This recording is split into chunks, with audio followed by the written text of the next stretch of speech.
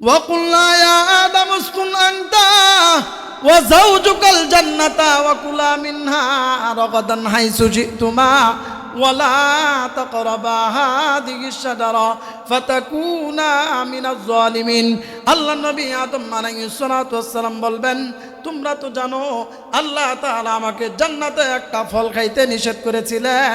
এটা আপনারা শুনেন নাই? ফল খাইতে নিষেধ করেছিলেন না?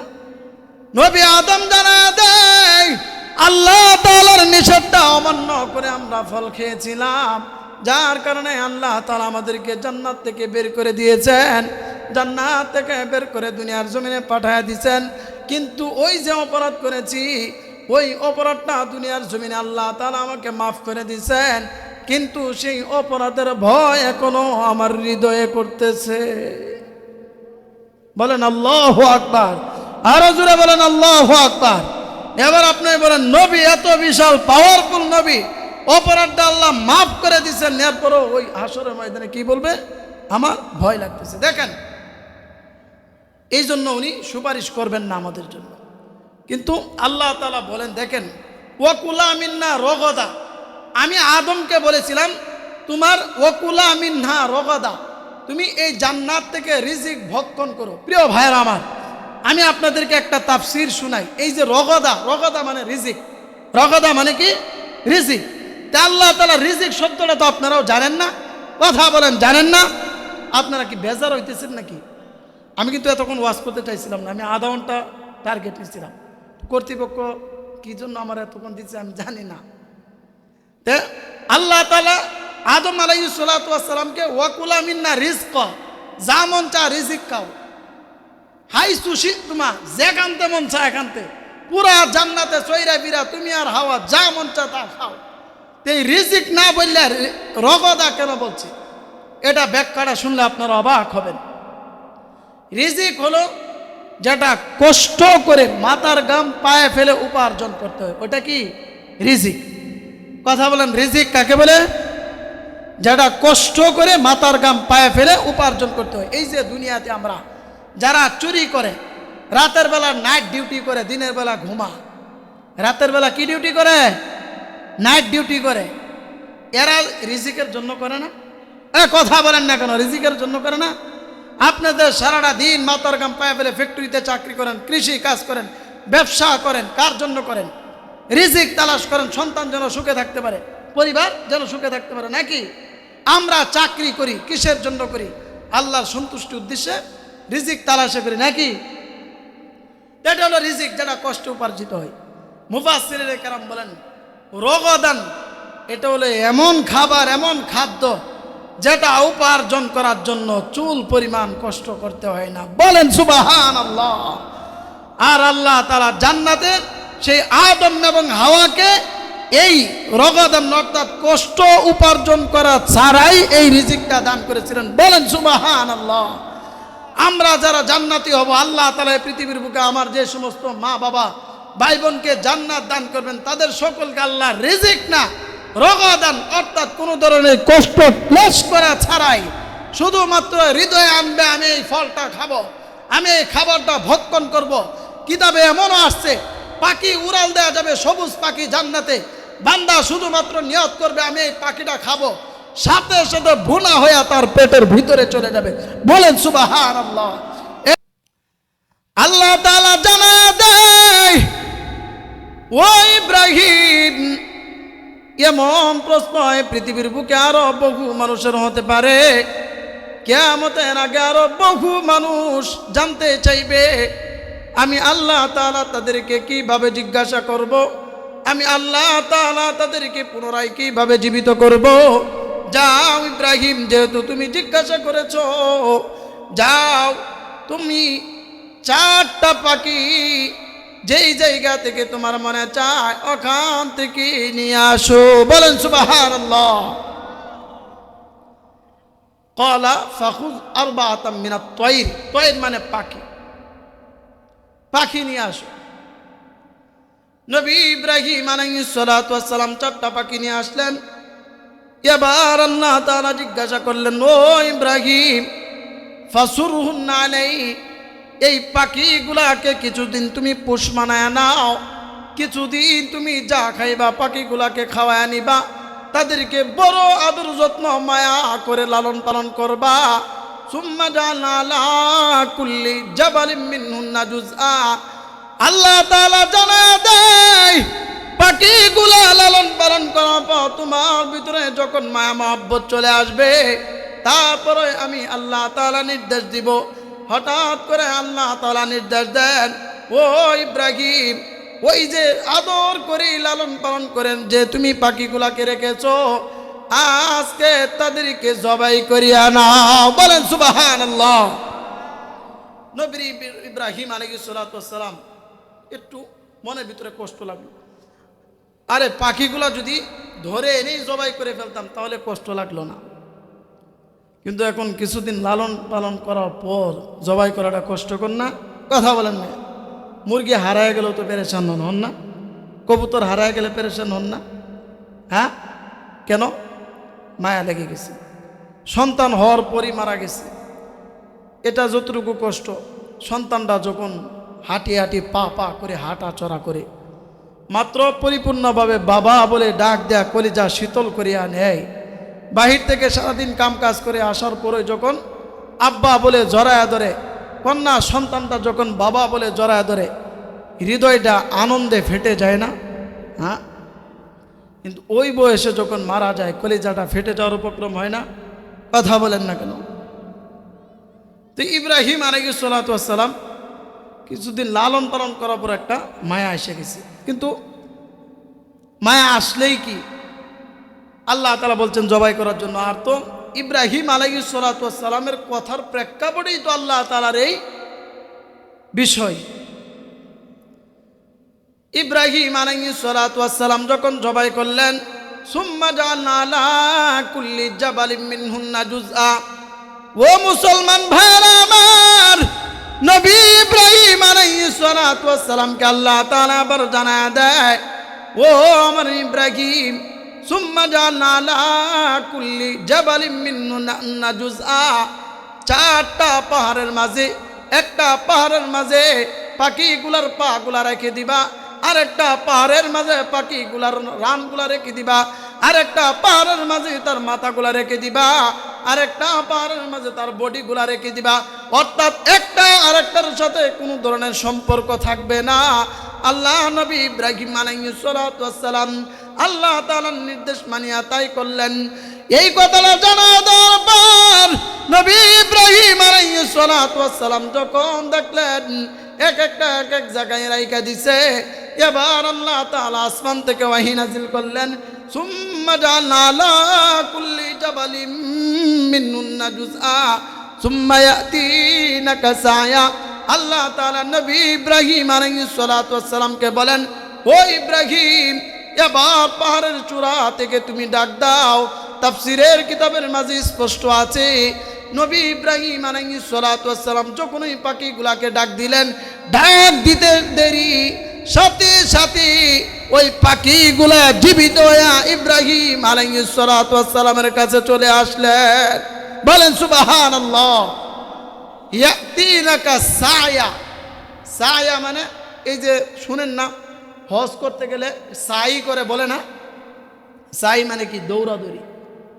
তো আল্লাহ তাআলা বলেন পাখিগুলা সাথে সাথে খণ্ড বিখণ্ড পাখিগুলা দৌড় দেয়া চলে আসলেন। এবার আল্লাহ তাআলা বলেন, হে ইব্রাহিম, দেখো তুমিই তো নিজ হাতে ধরছো, নিজ হাতে লালন পালন করছো, নিজ হাতে জবাই করছো। এটা তো আর অন্য কারো হাতে আমি জবাই করাইনি, তোমার হাতেই করাইছি। আবার জবাই করার পর এক জায়গায় রাখার জন্য আমি বলি নাই, বলেছি বিচ্ছিন্নভাবে রেখে দাও, বিচ্ছিন্নভাবেই রেখে দিয়েছ। তো এই সব কিছু করার পরও দেখছো কিভাবে পুনরায় আমি জীবিত করেছি। আল্লাহ বলেন, হে ইব্রাহিম, এই পাখিগুলাকে আমি যেভাবে জীবিত করেছি, দুনিয়ার সমস্ত মাখলুক যাদের ভিতরে আমি প্রাণ দিয়েছি, সমস্ত মানুষ এবং জিন ইনসানকে কিয়ামতের দিন আমি আল্লাহ তাদের সকলকে মুহূর্তের মাঝে এভাবে জীবিত করব। বলেন সুবহানাল্লাহ। ইব্রাহিম আলাইহিস সালাতু ওয়াস সালাম পরিপূর্ণভাবে বিশ্বাস আগে আছে, আরো প্র্যাকটিক্যালে দেখে নিলেন। প্রিয় ভাইয়েরা আমার, ইব্রাহিম আলাইহিসসালাম বাস্তব রূপে জানতে পারলেন। আল্লাহ তাআলা এটাকে কোরআনের মাঝে রাইকা সূরা বাকারার মাঝে গোটা দুনিয়ার সমস্ত মানুষের জন্য পুনরায় যে আল্লাহ তাআলা প্রত্যেকটা প্রাণীরা জীবিত করবেন, এটা একটা উজ্জ্বল নমুনা রেখেছেন। কারণ আল্লাহর কথা তো মিথ্যা হতে পারে না, মিথ্যা হতে পারে না। এবার আসুন, আমি আপনাদের সম্মুখে নবীজির অসংখ্য হাদিস সমূহ থেকে একটি হাদিস পাঠ করেছি। হাদিসের মাঝে নবীজি বলেন, প্রত্যেকটা মানুষের তিনটা জিনিস তার বড় সম্পদ, তিনটা জিনিস তার অনুসরণ করে। মহা সম্পদ কয়টা? কথা বলেন কয়টা? তিনটা। নবীজি বলেন, এই মানুষটা যখনই মারা যায়, মানুষটা যখনই মারা যায়, মারা যাওয়ার সাথে সাথে তার থেকে একটা জিনিস হাত ছাড়া হয়ে যায়। কম হোক বেশি হোক, সে আর কখনোই এই জিনিসগুলা তার সে দাবি করতে পারে না। এমনকি চুল পরিমাণ ওই জিনিসগুলা তার উপকার করতে পারে না। কি সেগুলা? ইয়াতবাউল মাইয়িতা সালাস ফায়ারজিউ মালুহু। যেই জিনিসটা মারা যাওয়ার সাথে সাথে চলে যায়, সেটা হলো ফায়ারজিউ মালুহু, সেটা হলো তার ধন সম্পদ। আপনি মারা যাওয়ার পরে এই যে রেখে গেলেন, কত কষ্ট করে ধন সম্পদ জুড়াইয়া গেছেন, মারা যাওয়ার পর এগুলা কি আপনার থাকে? আপনি কি এগুলা কি আপনার উপকার করতে পারে? কথা বলেন, চুল পরিমাণ উপকার করতে পারে? মারা গেছেন মানে মালিকানা পরিবর্তন। মারা গেছেন মানে কি? আপনার সন্তানরা হোক, বিবিরা হোক, ভাই বেরাদর যে কেউ হোক না কেন, কিন্তু আপনি মালিক না। আপনি কি না? মালিকানা পরিবর্তন। নবীজি বলেন, তো মাল ধন সম্পদ সারা জীবন আইল বা লাইল যেটা আমরা বলি, কাইটা কাইটা কিছু মানুষ আছে বড় করে। এবছর কৃষি চাষ করার সময় 1 আঙ্গুল বাড়াইছে, আগামী বছর 2 আঙ্গুল, এরপরে বছর 3 আঙ্গুল, এভাবে আইল বা লাইল যেটাই কোন কাইটা কাইটা সে নিজের সীমানা কি করে। আর আপনি কার জন্য বাড়াইতেছেন? আপনি যেই যে বাড়াইতেছেন, এটা কার জন্য? আপনি তো মারা যাওয়ার পর চুল পরিমাণ আপনার উপকার করবে না, বরঞ্চ এই 1 আঙ্গুলে আপনার 10 কাঠা জমিকে সে হালাল জমিটাকে হারাম করে দিয়েছে। কথা এখন ঠিক কিনা? 10 গুণা সম্পদ হালাল, এটা আপনার কষ্টে অর্জিত আপনার সম্পদ। আপনি হয়তো কষ্ট অর্জন করেছেন, অথবা আপনার বাবার রেখে যাওয়া সম্পদ। কিন্তু এই যে প্রতি বছর কৃষি সিজনে 1 আঙ্গুল করে বাড়ায়া বাড়ায়া এই 1 আঙ্গুলের মাধ্যমে পুরা 10 গুণা জমিকে নষ্ট করে ফেলেছেন। বলেন নাউজুবিল্লাহ। এটা করে না মানুষ? নবী বলেন, তারা জানে না সে মারা যাওয়ার পরেই ফায়ারজিউ মালুহু, এই মাল তার চুল পরিমাণ উপকার করবে না। কোয়েল ধরানো কিসের একটা ইয়ে আছে না? 2 নাম্বার নবী বলেন, ওয়া আহলুহু, মালটা তো মারা যাওয়ার সাথে সাথেই শেষ, আর আমার আপনার না। ওয়া আহলুহু, নবী বলেন, তুমি মারা যাওয়ার পরও তোমার পরিবারটা তোমার, কিন্তু বেশিক্ষণ সময় না। তোমার পরিবারটা তোমার, তুমি দাবি করতে পারো তোমার সন্তান তোমার লাশ নিয়ে যাচ্ছে, তোমার বাবা তোমার লাশ নিয়ে যাচ্ছে, কিন্তু এটা বেশিক্ষণ না। এটা কি না? তোমাকে কবরে রাখার আগ পর্যন্ত তোমার পরিবার তারা যখন ওই কবরে রেখে দিয়েছে, একাই তোমাকে অন্ধকার কবরে রেখে চলে আসবে, আর খোঁজ খবরও নেবে না। মালুহু ওয়া আহলুহু, এই যে পরিবারও শেষ। 3টা থেকে 1 নাম্বার ধন সম্পদ মারা যাওয়ার সাথে সাথেই কি হাত ছাড়া। 2 নাম্বার পরিবার পরিজন কোন পর্যন্ত যায়? কথা বলেন, কোন পর্যন্ত যায়? কবর পর্যন্ত। যেই কবরে রেখে দেয়, এরপরেই কি শেষ, এরপরে আর খোঁজ খবর রাখে না। হতভাগা এমনও সন্তান আছে 10 বছর আগে বাবা মা মারা গেছে, আজও পর্যন্ত কবরে পার্শ্বে গিয়ে মা বাবাকে সালাম দেয় না, অথচ ঠিকই তার মা বাবা কবরে জাহান্নামের শাস্তি ভোগ করতেছে আর কাঁদতেছে সন্তানের জন্য। 3 নাম্বার নবী বলেন, ওয়ায়াবকা আমাল, শেষ পর্যন্ত তোমার অন্ধকার কবরে তোমাকে যেই জিনিসটা কাজে লাগবে, যেটা তোমার ওই আর কারণ না, তোমার সন্তানের না, তোমার মা বাবার না, ভাই বেরাদর না, শুধুই মাত্র তোমার ওয়াবকা আমল, সেটা হলো তোমার আমল। সেটা হলো কি? কথা বলেন, সেটা কি? এখন সাথে থাকবে শুধু এটা, সাথে থাকবে কি? শুধু এই আমলটা। এছাড়া বাকি দুইটা, একটা তো মারা যাওয়ার সাথে সাথেই শেষ, ধন সম্পদ, আর একটা পরিবার পরিজন কবরে রাখার আগ পর্যন্ত, এরপরে আর খোঁজ খবর নেই। এখন অন্ধকার কবরে কি থাকবে? কথা বলেন, কি থাকবে? এখন যারা আমল না করিয়া দিনই নামাজ রোজা ইবাদত বন্দেগী ওয়াজ মাহফিল এই সব কিছুকে পিছনে ফেলায় শুধুই ওই দুইটার পিছনে দৌড়াইতেছে, এমন বহু মানুষ আছে না? কথা বলেন, আছে না? ওরা বুদ্ধিমান। প্রকৃত বুদ্ধিমান কখনোই ওই অস্থায়ী দুই জিনিসের পিছনে বেশি সময় দিবে না। সে বেশি সময় দিবে তার স্থায়ী যেই জিনিসটা কবর পর্যন্ত যাবে, যেই জিনিসটা তার কবর পর্যন্ত যাবে, এটা হলো প্রকৃত মানুষের কাজ, তারা ওইটার সময় দিবে। প্রিয় ভাইয়েরা আমার, এবার আসুন, মাটির নিচে যেই জিনিসটা থাকবে, আমরা সবাই তো মাটির নিচে চলে যাব না, কি বলেন? নাকি কেউ থাকবো? যাদের বেশি সম্পদ আছে তারা কি সম্পদ নিয়ে কবরে যেতে পারবে? কথা বলেন, যেতে পারবে? যাদের সন্তান বেশি আছে তারা কি সন্তান নিয়ে কবরে যেতে পারবে? যাদের গোষ্ঠী বড় তারা কি গোষ্ঠী নিয়ে কবরে যেতে পারবে? আমি বলি, আজকে ওই সমস্ত সন্তানরা হতভাগা, যাদের মা বাবার স্মরণে আজকে সেলিম সাহেব, মসজিদের ইমাম সাহেব, আরিফুল ইসলাম সাহেব সহ আপনারা যারা আয়োজন করেছেন গোটা এলাকাবাসীর পক্ষ থেকে, যেন মা বাবা আত্মীয় স্বজন যারা কবরে অন্ধকার কবরে শুয়ে আছে তাদের স্মরণে এরকম একটা মুহূর্ত যাদেরকে স্মরণ করে দোয়া করা হবে, এটাকেও যারা অ্যালাউ করলো না, গুরুত্ব দিল না, শুধুই অস্থায়ী দুইটা জিনিসের পিছনে, মাল এবং সম্পদের পিছনে, সন্তানের দুনিয়ার অস্থায়ী দুইটা জিনিসের পিছনে পড়ে রয়েছে, আমি কথা দিলাম ওরা মারা যাওয়ার পরও তাদের সন্তানরা এরকম মাহফিল ঠিকই হবে, কিন্তু এই হতভাগা এই মা বাবাগুলার সন্তানগুলা তাদেরকে স্মরণ করবে না। কথা এখন ঠিক কিনা? কেন স্মরণ করবে না? আপনার সন্তানদের সামনে আপনার মা বাবাকে আপনি স্মরণ করেন না, দোয়া করেন না, তাদের সামনে কান্নাকাটি করেন না। মসজিদে শুক্রবারে বিড়ি সিগারেট কাম, চায়ের দোকানে বসে শত শত টাকা, সপ্তাহে একদিন শুক্রবারে মা বাবার স্মরণে সন্তানের হাত দ্বারা 10টা টাকা আপনি দেন না, বলেন না বাবা তোমার দাদার নামে এই 10 টাকা দাও, আপনি বলেন না। মনে রাখবেন 10 বছর 20 বছর পর আপনি মারা যাবেন, কবরে আগুনের শাস্তি পাবেন, আপনার সন্তান আপনাকে স্মরণ করবে না, ওই দিন ঠিকই আফসোস করবেন। প্রিয় ভাইয়েরা আমার, ও মুসলমান ভাইয়েরা আমার,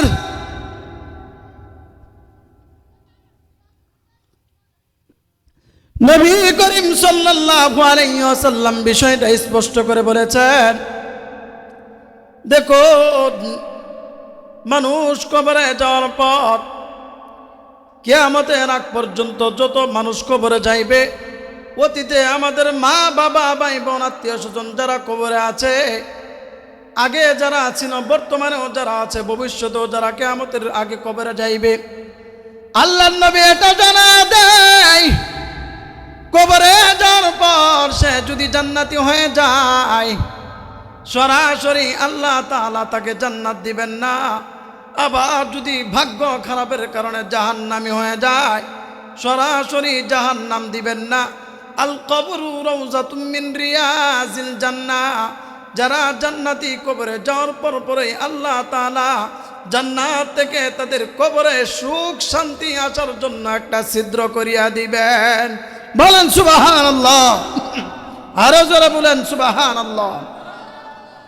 আল্লাহর নবী আরো জানা দেয়, ও পর্দার অন্তরালের আমার মা, ও আমার বাবা, তোমাদের মা বাবা যারা অন্ধকার কবরে শুয়ে আছে, তোমাদের সন্তান যাদের কবরে শুয়ে আছে, নবী জানায় দেয়, তোমাদের আত্মীয় স্বজনের মধ্য থেকে যারা জাহান্নামী হয়ে গেছে, ওরা তো জাহান্নামে বসে চিৎকার করতেছে আর দুনিয়ার আত্মীয় স্বজনকে জানতেছে। নবী আমার আরো জানায় দেয়, কবরে হাজারো মা বাবা শুয়া শুয়া জাহান্নামের শাস্তির মাঝে পড়ে নাম ধরে ধরে দুনিয়ার সন্তানদেরকে ডাকে, ও আমার সন্তান, দুনিয়ার কষ্টে তোমার জন্য আমার জীবনটা উৎসর্গ করে দিয়েছিলাম, নিজে অনেক কষ্ট করেছি, তোমাকে আমি কষ্টের মাঝে রাখি না, আজকে আমি জাহান্নামের আগুনের মাঝে পড়তেছি, তুমি আমাকে একটু কেন স্মরণ করো না? তুমি আমাকে স্মরণ করলে, আমার জন্য দোয়া করলে, আমার জন্য ভালো কাজ করলে, ওই ভালো কাজের সওয়াবটা তুমি করতে দুনিয়াতে দেরি হয়, ওটার সুখ আমার কবরে আল্লাহ পাঠাইতে দেরি হয় না। বলেন সুবহানাল্লাহ। আল্লাহর নবী আরো জানা দেয়, জাহান্নামী মানুষগুলোকে সরাসরি আল্লাহ তাআলা জাহান্নামে না দিয়া জাহান্নাম থেকে একটা ছিদ্র করিয়া দেন, আও হুফরাতুম মিন হুফারিন নার, জাহান্নামের আগুন তাদের কবরের মাঝে আসতে থাকে, এরপরে তারা শাস্তি পাইতে থাকে। কাউকে সরাসরি আল্লাহ তাআলা জান্নাতও দিবেন না, জাহান্নামও দিবেন না, কিয়ামতের আগ পর্যন্ত এভাবেই চলতে থাকবে। এখনো আমার আপনার বহু আত্মীয় স্বজন রানিং এমন আছে যারা কবরে শাস্তি ভোগ করতেছে, আর হাউমাউ করে দুনিয়ার আমাদেরকে ডাকতেছে। আবার অনেক মা বাবা এমন আছে যারা জান্নাতের সুখ শান্তি করতেছে, আর দুনিয়ার সন্তানকে আলেম হিসাবে বানায়া গেছে, দুনিয়ার সন্তানকে হাফেজে কোরআন বানায়া গেছে, দুনিয়ার সন্তানকে মুফতি বানায়া গেছে। ও মুসলমান ভাইরা আমার, যেই মা বাবা মাথার গাম পায়ে মেলা সন্তানকে নেককার বানায়া গেছে, ওই নেককার সন্তানগুলা দুনিয়ার জমিনে যেখানে থাকুক না কেন, ওই কষ্টে অর্জিত মা বাবার জন্য হাত তুলে দোয়া করে, আর এই দোয়ার ফসলগুলা মা বাবা জান্নাতে পাইতে থাকে। নবী বলেন, এইভাবে কিয়ামতের আগ তৈরি পাবে, যখনই কিয়ামত হয়ে যাবে, এই পৃথিবীটা আমি আল্লাহ তাআলা ধ্বংস করিয়া দিব, এরপরে কবরে আমি সমস্ত মানুষগুলাকে এক ডাকি উত্তোলন করব। বলেন সুবহানাল্লাহ। ওখানে পৃথিবীর শুরু থেকে এই পর্যন্ত যারা মারা গেছে, তারা এখন থেকে কিয়ামতের আগ পর্যন্ত যারা আসবে এবং মারা যাবে, সবাই কিয়ামতের মাঠে উপস্থিত হবে। কিয়ামতের মাঠে উপস্থিত হওয়ার পর বিচার হবে চার ভাবে। কথা বলেন কয়ভাবে? হাত তুলে এভাবে দেখান, কয়ভাবে? সমস্ত হাত নামান। সমস্ত মানুষের উপস্থিতিতে বিচার হবে কয়ভাবে? চার ভাবে। ওখানে আমি থাকবো, আপনি থাকবেন, আমার বাবা থাকবে। আমার বাবা মারা গেছে 4-5 মাস হয়ে গেল, কত বাবার চেহারাটা মনে হইলে কান্দা আসে, কাঁদি, কিন্তু বাবার চেহারাটা তো দেখার সুযোগ হয় না। খুবই মন চায় বাবাকে যদি এক নজর দেখতে পাইতাম। স্বপ্নে অনেক আশা করে আল্লাহ যদি আমাকে আমার বাবার চেহারাটা একবার দেখার সুযোগ দিত। এখানে তো আপনাদের অনেকের মা বাবা অনেক দিন ধরে দেখেন না, আছেন না? মন চায় না দেখার জন্য? কথা বলেন না কেন? মন চায় না? আল্লাহর নবী জানা দেয়, আল্লাহ তাআলা সমস্ত মানুষগুলাকে কিয়ামতের দিন উত্তরণ করবেন। ওখানে আমিও থাকবো, আপনিও থাকবেন, আমার আপনার মা বাবাও থাকবে, আমার আপনার সন্তান আদি থাকবে। কিন্তু এমন একটা কঠিন পরিস্থিতি হবে, কেউ কারো খুঁজে বের হবে না। বলেন নাউজুবিল্লাহ।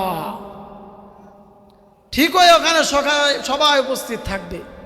এই যে আমার আপনার সন্তান শত শত বছর ধরে দেখা হবে না মা বাবার সাথে, ওখানে ঠিকই উপস্থিত থাকবে। তো এতটাই মানুষ পেরেশান থাকবে, সন্তানের কথা স্মরণ করবে না, মা বাবার কথা স্মরণ করবে না, সবাই বলবে ইয়া নাফসি ইয়া নাফসি। কেন? নবীজি বলেন, বর্তমান সূর্যটা কতটুকু উপরে? অনেক উপরে না? এরপরও গরমের দিন কাজ করলে কেমন কষ্ট লাগে বলে না? পিঠটা পুইরা যাইতেছে নাকি আমি ভুল বলতেছি? কিন্তু হাসরের ময়দানে এই সূর্য মানুষের আধাত উপরে আসবে। বলেন নাউজুবিল্লাহ। কতটুকু উপরে আসবে?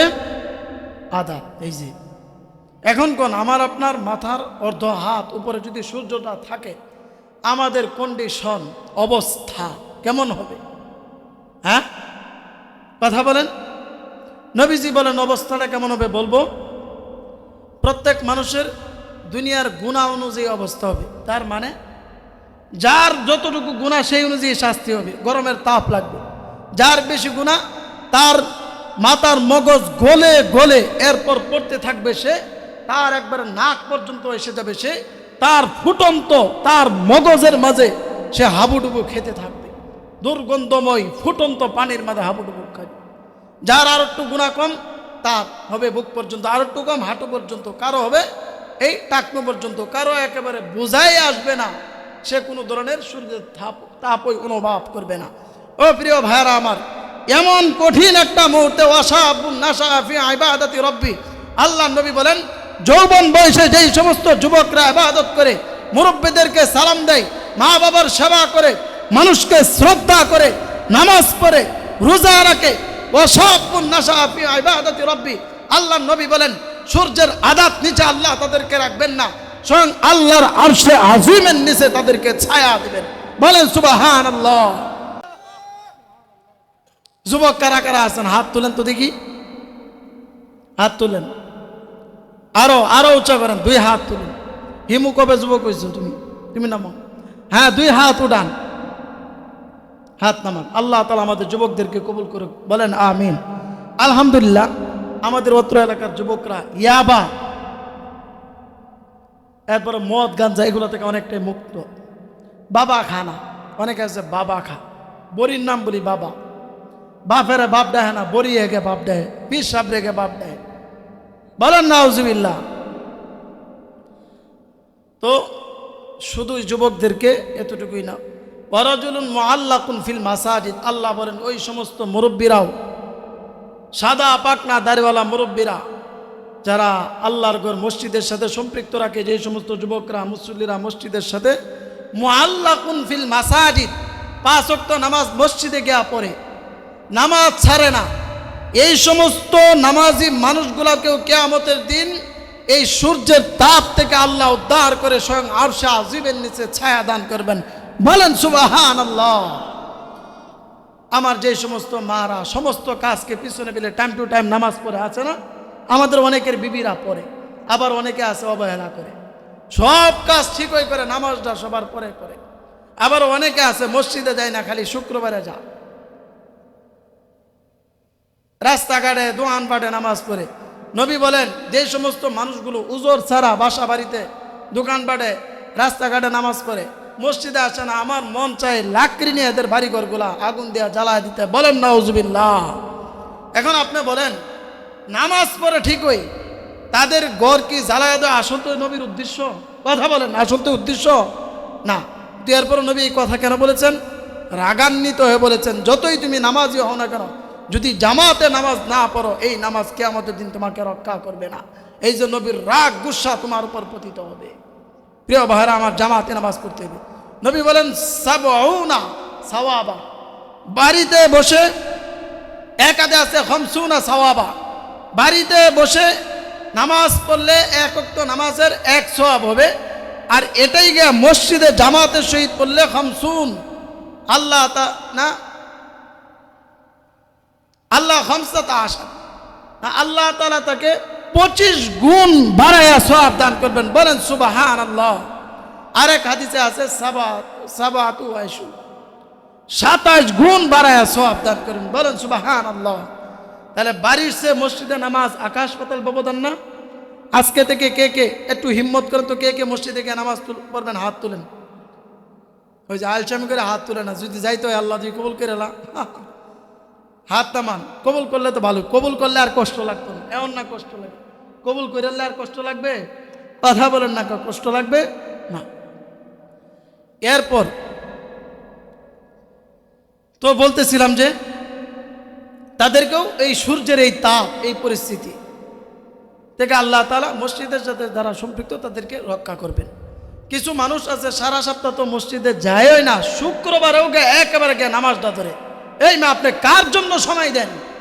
এই যে সারাক্ষণ সময় নষ্ট করেন, সপ্তাহে একদিন আপনি ওয়াজ নসিহত শুনে আপনার দিলটাকে নরম করবেন, এটাও আপনার হয় না।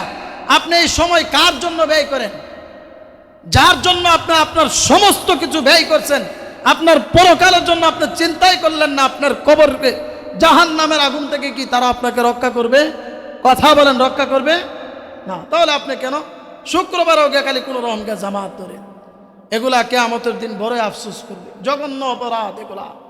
সাপ্তাহিক একদিন আজানের পর সূরা জুমার মাঝে আছে, ইদা নুদিয়া লিস-সালাতি মিন ইয়াউমিল জুমআ, জুমার জন্য ডাক দেওয়ার পর দুনিয়াবি কাজ করা সমস্ত হারাম। এটাই ফতোয়া, এটাই মাসালা। কোনো কাজ করা যাবে না। নামাজের প্রস্তুতি নেওয়া, মসজিদে চলে যাওয়া। আল্লাহ তাআলা আমাদেরকে কবুল করুক, সকলে বলেন আমিন। তো হাসরের মাঠের অবস্থা বলতেছিলাম যে মানুষগুলো এই পেরেশান হবে। নবীজি বলেন যে সমস্ত মানুষ থাকবে উলঙ্গ। বলেন নাউজুবিল্লাহ। তো অবাক লাগতেছে না? কাপড় চোপড় থাকবে না। হাসরের মাঠে মানুষকে উত্তোলন হবে, কি থাকবে না? আম্মা জান্নাত জানা দেয়, ও নবী আমার, ওই যে হাসরের ময়দানে অনেক মা বাবার সন্তান থাকবে, সন্তানের মা বাবা থাকবে, ভাই বোন অনেক মানুষ থাকবে। এই জায়গায় যদি মানুষগুলা উলঙ্গ থাকে তাহলে লজ্জা শরমে তারা ওই জায়গা কিভাবে দাঁড়ায়া থাকবি?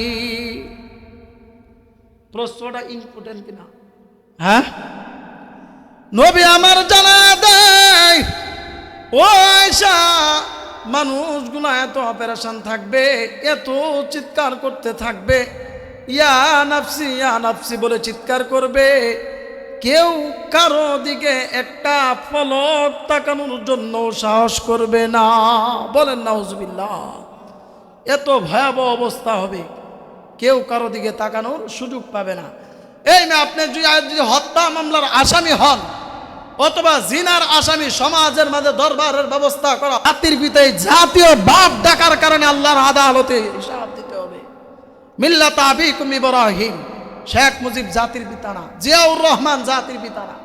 জাতির পিতাকে ইব্রাহিম আলাইহিস সালাতু ওয়াস সালাম, আদি পিতাকে আদম আলাইহিস সালাতু ওয়াস সালাম। আল্লাহর নবী জানা দেয়, সমস্ত মানুষগুলা পেরেশান হয়ে চিৎকার করতে করতে আদম আলাইহিস সালাতু ওয়াস সালামের কাছে যাবে। আদম আলাইহিস সালাতু ওয়াস সালামের কাছে গিয়ে কাঁদতে কাঁদতে বলবেন, ও নবী আমার, আপনিই তো আমাদের আদি পিতা। এই পৃথিবীর বুকে আপনার মাধ্যমে আমরা এসেছি। আজকে সূর্যের তাপ আমাদের আর সহ্য হচ্ছে না। আল্লাহ তাআলার কাছে সুপারিশ করেন, আমাদের জান্নাত হোক অথবা জাহান্নাম হোক, এই যে রানিং সূর্যের ভয়াবহ শাস্তি, আল্লাহ তাআলা যেন আমাদেরকে এই শাস্তি থেকে উদ্ধার করে আনে। বলেন সুবহানাল্লাহ। আল্লাহর নবী আদম জানা দেয়, তোমরা আমার আদি সন্তান, সন্তানের জন্য বাবার একটা মহব্বত আছে। এ পৃথিবীর বুকে এমন বহু মা বাবা আছে নিজের জীবনটা শেষ করে দিতে রাজি, এরপরেও সন্তানকে কষ্ট দিতে রাজি না। আছে কিনা? আছে কিনা? নবী আদম আলাইহিস সালাতু ওয়াস সালাম বলবেন, তোমাদের প্রতি অবশ্যই আমার ভালোবাসা আছে, মহব্বত আছে, কিন্তু আজকে তোমাদের জন্য সুপারিশ করার ক্ষমতা আমার না। সুপারিশ করার কি নাই? মানুষ এতটা পেরেশান হবে যে উনি আদি পিতা, সর্বপ্রথম নবী, আমাদের আদি বাবা, উনি আমাদেরকে না করে দিল, একটা মারাত্মক একটা পেরেশান কাজ করবে, ভয় কাজ করবে মানুষগুলার মাঝে। মানুষগুলা পেরেশান হওয়ার কারণে হযরতে আদম আলাইহিস সালাতু ওয়াস সালাম উনি ব্যাখ্যা করে বুঝায় দিবেন, যাতে করে সন্তানগুলা মনের ভিতরে কোনো ধরনের কষ্ট নাই।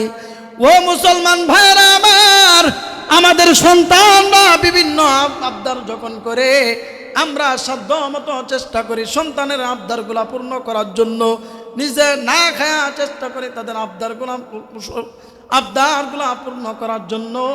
কিন্তু অনেক সময় যখন আবদার পূর্ণ করতে পারি না, সন্তানের চেহারাটা যখন মলিন হয়ে যায়, সন্তানকে তখন কথার মাধ্যমে আমরা বুঝ দেয়া সান্ত্বনা দেই।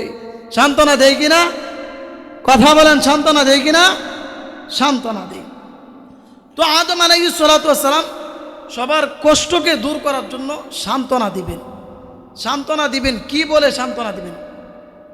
সূরা বাকারার মধ্যে আল্লাহ তাআলা বলেন যে সমস্ত মানুষগুলাকে কেন্দ্র করে আদম আলাইহিস সালাতু ওয়াস সালাম বলবেন وإذ قلنا للملائكة اسجدوا لآدم فسجدوا إلا إبليس أبى واستكبر وكان من الكافرين وقلنا يا آدم اسكن أنت وزوجك الجنة وكلا منها رغدا حيث شئتما ولا تقربا هذه الشجرة فتكونا من الظالمين আল্লাহ নবী আদম আলাইহিস সালাতু ওয়াস সালাম বলবেন, তোমরা তো জানো আল্লাহ তাআলা আমাকে জান্নাতে একটা ফল খাইতে নিষেধ করেছিলেন।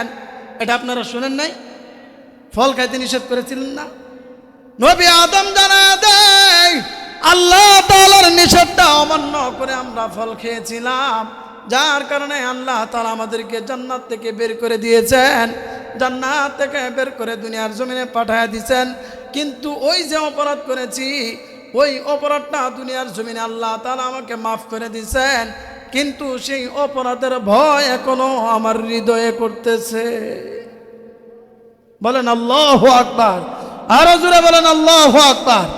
এবার আপনি বলেন, নবী এত বিশাল পাওয়ারফুল নবী, অপরাধটা আল্লাহ মাফ করে দিচ্ছেন, এরপরও ওই হাসরের ময়দানে কি বলবে?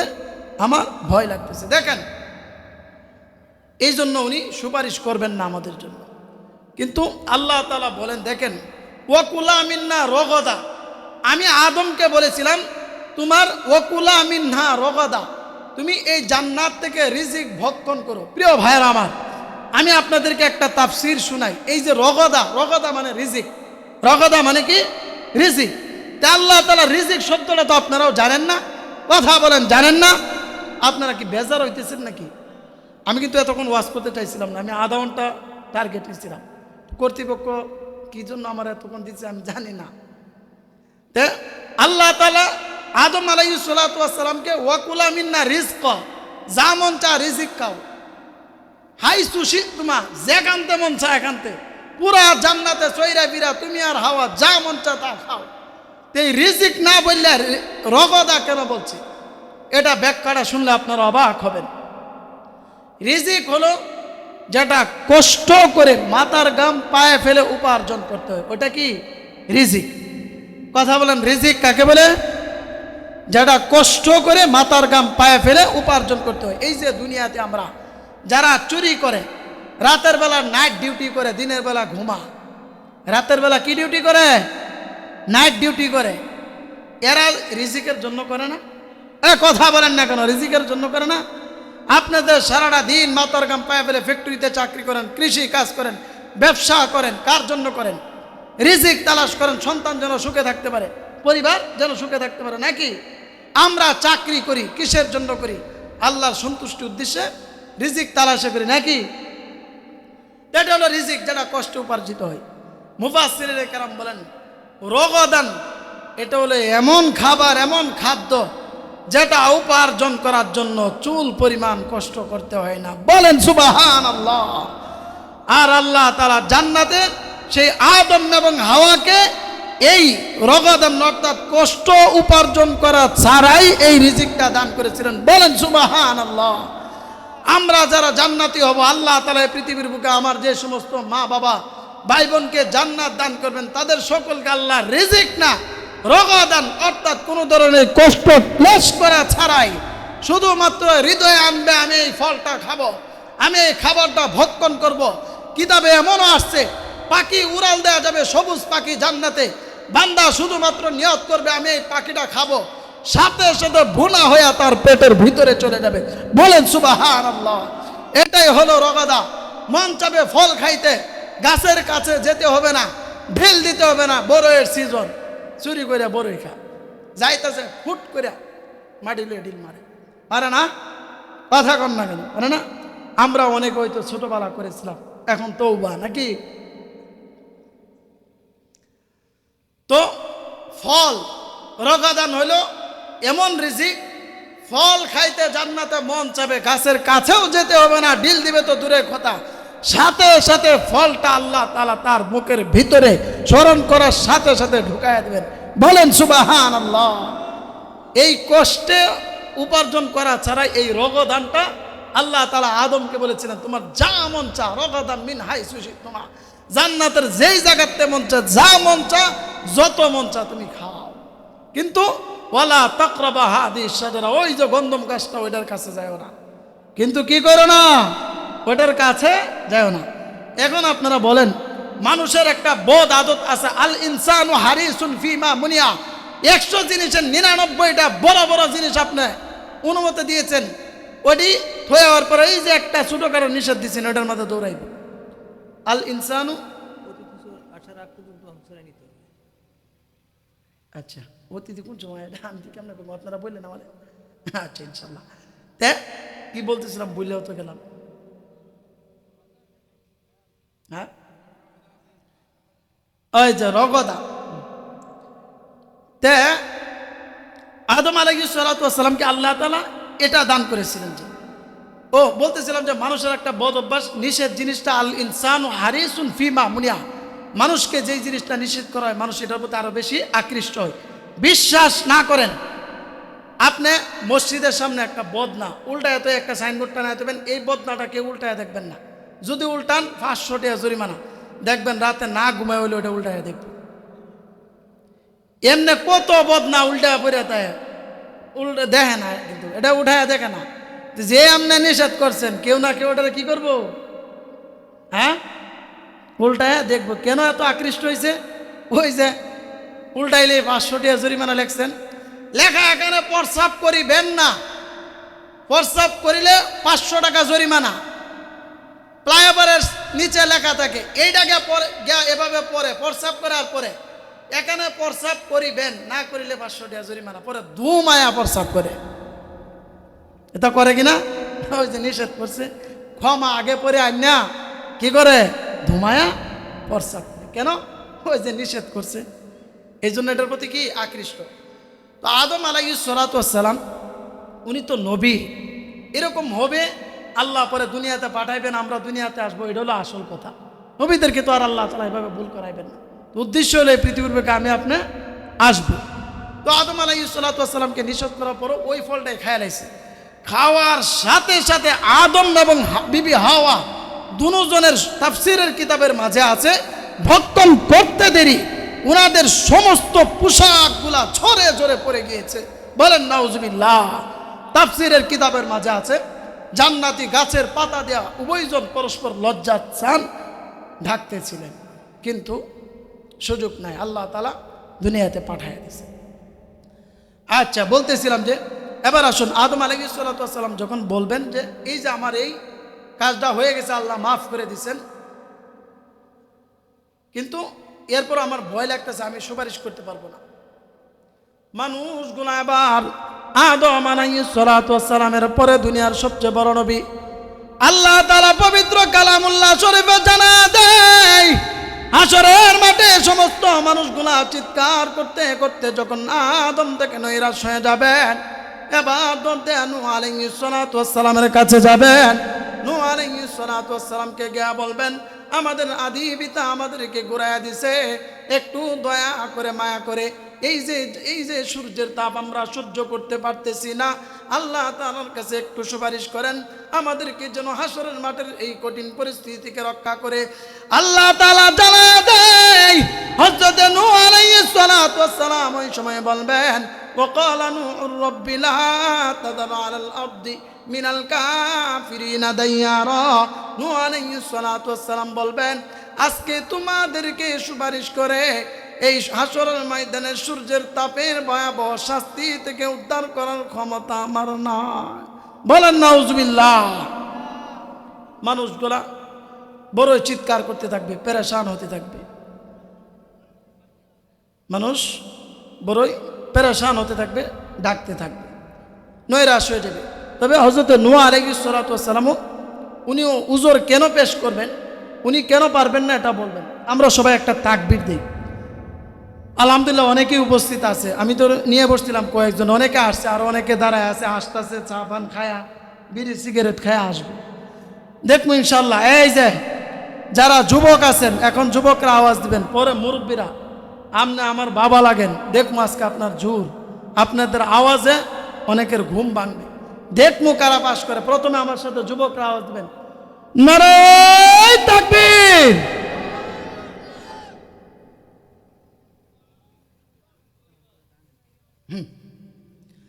আওয়াজটা কেমন হয়েছে? হ্যাঁ, ভালো হয়েছে? আচ্ছা, দেখবো এরপরে ইনশাল্লাহ। কম হয়ে গেছে, আর একবার দেখি। যুবকরা শুধু, মুরব্বীরা সহযোগিতা করবেন না, তারা আপনার নাতি হইলো আপনারা কিন্তু সহযোগিতা করতো না। হ্যাঁ যুবকরা, নারে তাকবীর। এই তো মাশাআল্লাহ, খাই আইছেন, আমি কিন্তু খাই আইছি না, গিয়া খাইমু ইনশাল্লাহ। এখন দেখবো যাদের দাঁত পড়ে গেছে, পান চাবা আমার বাবারা, আওয়াজটা কেমন? বাড়ি তো ঠিক হইতো, দাদিরে ভুলভাল ধরে অমানে, নানিরে বিবিরে অমানে ভুল ধরে না, পুতর বউরে ভুল ধরে। আজকে দেখবো জোরটা কেমন। হ্যাঁ, প্রস্তুত আছেন মুরব্বী? নারে তাকবীর। হ্যাঁ, এই যে আমার এই চাচা দিছে আওয়াজ, ভালো আওয়াজ হয়েছে না? আওয়াজ কিন্তু বেশি, আবার দাঁত পড়ে দাঁত। ওই দিন ঢাকাতে শুনছিলাম এক মুরব্বী চিল্লাই থেকে দাঁত পালাই দিছে। জানি না সত্য মিথ্যা কতটুকু, কিন্তু পড়ে গেছে, পরেও যেতে পারে। মুরব্বীদের আর একবার চেক করি কেমন আওয়াজ। নারে তাকবীর। এই তো মাশাআল্লাহ, ভালোই আওয়াজ পারে। তার মানে বাড়িতে ঝগড়া ভালো করতে পারে নাকি? না, আমি সর্বদাই বলি আমাদের অত্র এলাকার যুবক মুরব্বী ছোট সবাই ভালো। অন্য জায়গায় মুরব্বীরা এক পা কবরে গেছে, কবরে এক পা রাইকার একটা আঙ্গায় বিড়ি খা, বলেন নাউজুবিল্লাহ, হাত তারে না, বিছনাত পরা, ও আমার বাবা ডাইনিয়া দে, বাবা কি বিড়ি আছে না? লেংডি খাচ্ছা, ভাষা বাইর করার পরে খেতে কাজ করে। এই মেয়ে বয়সে আপনার ভাষা বাইর করার সময় আছে? হাঁটু উদাম করাই তো হারাম, ফরজ তরক হয়। প্রিয় ভাইরা আমার, এবার আসুন, আমি যে কথাটা বলতেছিলাম যে নূহ আলাইহিস সালাতু ওয়াস সালাম উজর পেশ করবেন, কারণ না মানুষ তো পেরেশান। এখানে ওনারও উম্মতরা আছে, আগের নবীর উম্মতরা আছে, পরে উম্মতরা আমরা সবাই থাকবো। তো উনি বলবেন, আল্লাহর নবী হযরত নূহ জানায় দিবেন, ওয়াকালা নূহ রাব্বি লা তাযার আলাল আরদি মিনাল কাফিরিনা দাইয়ারা। আজকে আমি তোমাদের জন্য কিসের জন্য সুপারিশ করতে পারতেছি না? তার কারণ হলো আমি 950 বছর আমার উম্মতকে দাওয়াত দিয়েছি, জান্নাত জাহান্নামের কথা বলেছি, দুনিয়ার নসিহত করেছি, কিন্তু 950 বছরে মাত্র 40 জন মানুষ ঈমান এনেছিল।